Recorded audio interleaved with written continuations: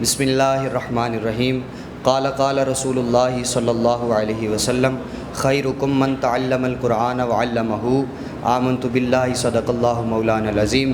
قال اللہ تبارک و تعالی فی شان حبیبہ مخبرا وآمرا ان اللہ وملائکتہ یصلون علی النبی یا ایہا الذین آمنوا صلوا علیہ وسلموا تسلیما۔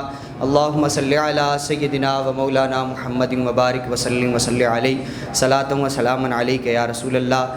آج الحمدللہ اس مسجد میں، اس بابرکت محفل میں، ختم قرآن کی محفل کے سلسلے میں ہم سب یہاں حاضر ہیں۔ اللہ تبارک و تعالی جناب قاری محمد نواز اتاری صاحب کا قرآن مجید سنانا اور ہم سب کا اس مسجد میں اس لاریب اور بے عیب کتاب کا سننا اپنی بارگاہ میں قبول و منظور فرمائے۔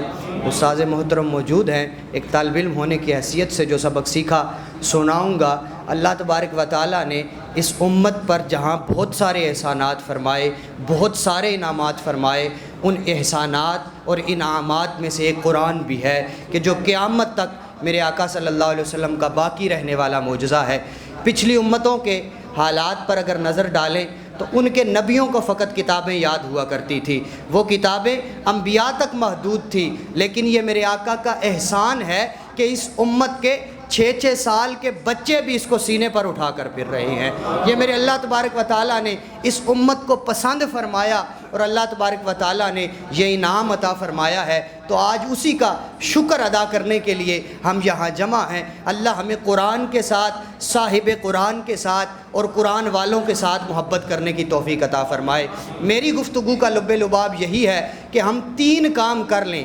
قرآن کے ساتھ محبت کریں، قرآن والے رب اور رسول اللہ سے محبت کریں، اور جو قرآن سیکھتے اور سکھاتے ہیں ہم ان سے محبت کرنے والے بن جائیں، تو زندگی بھی سنور جائے گی اور آخرت بھی سنور جائے گی۔ قرآن ایسی عظیم کتاب ہمیں دنیا سے بے پرواہ کرنے والی سیدنا فاروق اعظم رضی اللہ تعالیٰ عنہ، میں نے تفسیر کے حلقے میں بھی یہ واقعہ عرض کیا کہ فاروق اعظم رضی اللہ تعالیٰ عنہ آپ قرآن سے محبت کیا کرتے تھے اور آپ قرآن کو بوسہ دیا کرتے تھے، چوما کرتے تھے اور قرآن پاک سے والہانہ محبت کیا کرتے تھے۔ ایک شخص آپ کے دوارے پر آ کر بار بار یہ عرض کرتا، حضور مجھے کچھ دے دیجئے، سوال دراز کیا کرتا تھا۔ ایک دن جلال فرمایا اور فرمانے لگے، جا، روز مانگنے آ جاتا ہے، جا کر قرآن پڑھ، میرے دوارے سے ہٹ جا۔ کچھ دن گزرے، وہ نہیں آیا۔ فاروق اعظم نے بازار میں مل کر اس سے حال پوچھا، تو میرے دروازے سے کیوں ہٹ گیا؟ کیا میری بات بری لگ گئی؟ اس شخص نے کہا، جب سے میں نے قرآن کا دامن پکڑا ہے اللہ نے مجھے عمر کے دروازے سے مستغنی کر دیا ہے۔ جب سے میں نے قرآن کے دامن کو پکڑا ہے اللہ نے مجھے وہ کمال عطا فرمایا ہے جو کسی اور خوشے میں نہیں ملا۔ قرآن اگر پہاڑوں پر اترتا، رب فرماتے وہ ریزہ ریزہ ہو جاتے، وہ روئی کی مانند اڑ کر بکھر جاتے، لیکن میرے آقا کے سینے پر اترا، اس سینے کی برکت سے ہم تک یہ پہنچا اور ہم اس قرآن کو پڑھیں۔ قرآن کو فقط پڑھنا، سمجھنا نہ، اس کی مثال ایسی ہے، علماء کرام نے بیان فرمائی ہے، جیسے کسی بادشاہ نے کسی عام آدمی کو خط لکھا اور اس آدمی کو پتہ ہے میں اس خط کو پڑھوں گا، اس کو سمجھوں گا، اس پر عمل پیرا ہوں گا تو بچ جاؤں گا، اگر بات نہیں مانوں گا تو ذلیل و خوار ہوں گا، اس کے عذاب میں مبتلا ہو جاؤں گا۔ لیکن وہ آدمی کیا کرے؟ روزانہ اس لیٹر کو اٹھائے، تھوڑا سا پڑھ بھی لے، چوم کر گھر کے اندر رکھ لے، کیا اس کو کوئی عقل مند کہے گا؟ ہرگز نہیں، جب تک وہ اس کو خط کو کھول کر پڑھ کر عمل نہیں کرے گا۔ اسی طرح میں اور آپ ہیں، رب کریم نے ہر چیز کو قرآن کے اندر سمیٹ کر ہمارے سامنے لا رکھ دیا ہے، اگر ہم اس کی تلاوت تو کریں لیکن اس کے معنی اور مفاہیم کو نہ سمجھے تو ہماری مثال بھی اس بے وقوف شخص جیسی ہے جو فقط اس کے ثواب کو تو پاتا ہے لیکن مفہوم اور معنی کے اندر جو گہرائیاں ہیں ان کو حاصل کرنے کی کوشش نہیں کرتا۔ الحمدللہ ابھی و استاذی و شیخی حضرت علامہ قاری عبدالخالق زاہد صاحب کی کوششیں اور اہل علاقہ کی کوششوں سے ہمارے علاقے میں ایک چراغ جل گیا ہے۔ اب ہماری خوش قسمتی ہے کہ ہم نے وہ بڑا پیارا شعر کہ اب جس کے جی میں آئے وہ پائے روشنی، ہم نے چراغ جلا کے سر عام کر دیا۔ اب سر بازار چراغ جل چکا ہے، اب آپ کی مرضی ہے. اپنے بچوں کو عمر کی کوئی قید نہیں. درس نظامی میں جس جگہ طالب علم ہوں 70 سال کے بزرگ بھی ہمارے ساتھ ہم سے سینئر ہیں, 8ویں سال میں پڑھ رہے ہیں, اور ایک بزرگ ہیں ان کی عمر کم و پیش 60 سال ہے, وہ 3رے سال میں پڑھ رہے ہیں.